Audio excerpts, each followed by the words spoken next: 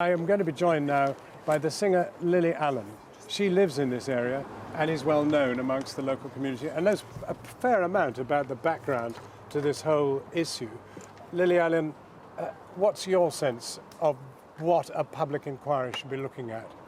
Well, I think that there needs to be questions answered about fire regulations and why, a bill that was meant to be passed was voted against by 312 Tory Conservative MPs, 80 of which I hear are landlords.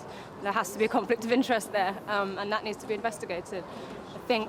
You think basically the property involvement of MPs, particularly Conservative MPs, affects their judgment on what should be done?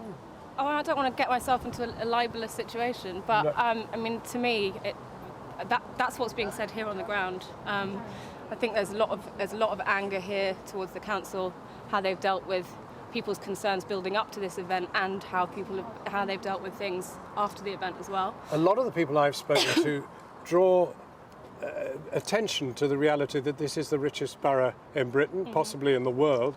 After all, you have Chelsea down there, and you have clearly Kensington, North Kensington here.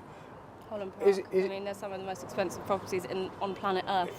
But you live here. Do you sense that there is any attempt at all to bind these two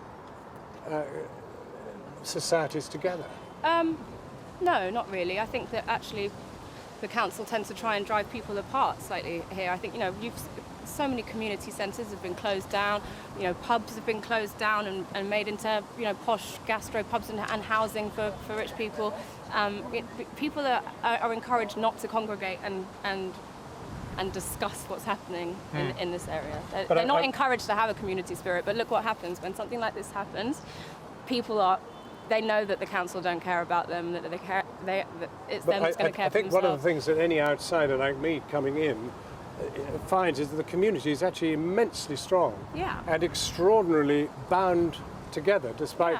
And we have an amazing event here at the end of every August, Notting Hill Carnival, and the Conservatives are doing everything in their power to try and shut it down or to try and privatise it and try and charge people. It's constant.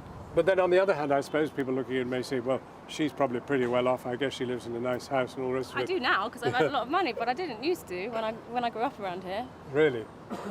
So how would you see it might be possible to bring a little more reality into these people's lives, particularly in Chelsea? Well, I think, first of all, if we're talking about reality into these people's lives, I think that what people would really like is a more honest count of how many people have actually died in this event, how many people have been killed.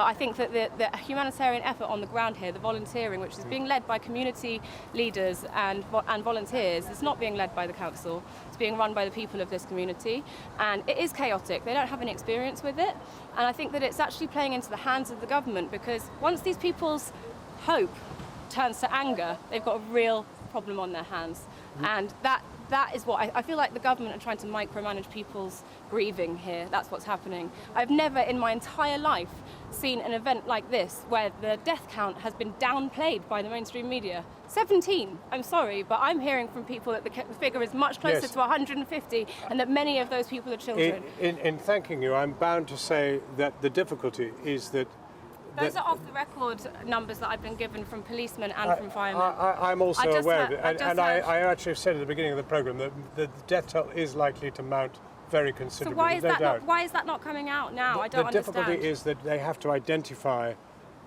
bodies, and there can be very little left in this building, and that's the difficulty. I appreciate that, but these are families, and when you have to identify a body, you report it to the next of kin. There are no next of kin. Lily Allen, thank you very much for coming in.